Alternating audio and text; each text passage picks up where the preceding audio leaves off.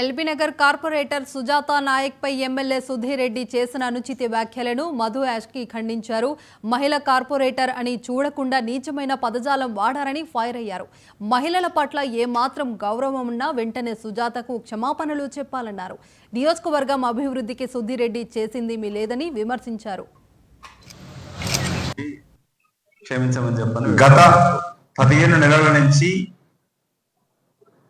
తను 5 సంవత్సరాల క్రితం పార్టీ మారి అభివృద్ధి కొరకని వెళ్ళిన సుధీర్ రెడ్డి అతను తీసుకురాన్న నిధులు ఈ సంవత్సర కాలంలో కాంగ్రెస్ పార్టీ ప్రజాప్రభుత్వం రేవంత్ రెడ్డి గారు ముఖ్యమంత్రిగా ఏర్పడిన తర్వాత తను పురపాలక శాఖ పని చూస్తున్నాడు కాబట్టి ఇక్కడ 100 కోట్ల నిధులు ఎల్బీ నగర్ నియోజకవర్గానికి వచ్చినాయి.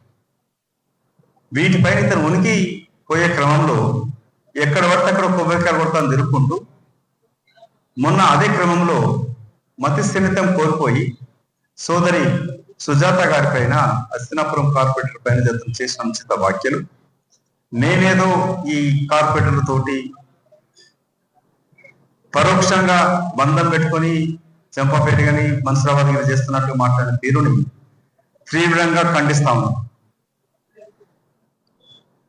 చట్టపరంగా ఎఫ్ఐఆర్ రిజిస్టర్ అయింది, మహిళా కమిషన్ నోటీసులు ఇచ్చినది, నేషనల్ ఎస్సీ కమిషన్ దీని పరిగణన తీసుకున్నది. సాక్షాత్తు గౌరవ హైకోర్టు ఇతను హైకోర్టులో పిటిషన్ పెట్టుకుంటే కూడా క్వాష్ పిటిషన్ పెట్టుకున్నాడు ఎఫ్ఐఆర్ రద్దు చేయమని చెప్పని.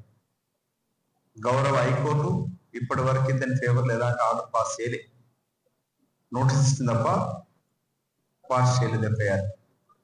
ఇతని పార్టీ నాయకులు కేటీఆర్ ని కవిత గారిని అడగడం జరిగింది. గత 15 నెలల నుంచి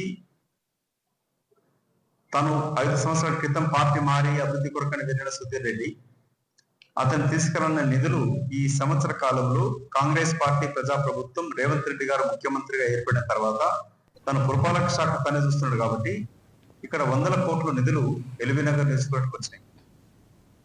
వీటిపైన ఇతను ఉనికి పోయే క్రమంలో ఎక్కడ పడితే అక్కడ కొబ్బరికాయలు కొడతాను తిరుక్కుంటూ మొన్న అదే క్రమంలో మతి స్థిమితం కోల్పోయి సోదరి సుజాత గారి పైన అస్తినాపురం కార్పొరేటర్ పైన జతం చేసిన అనుచిత వ్యాఖ్యలు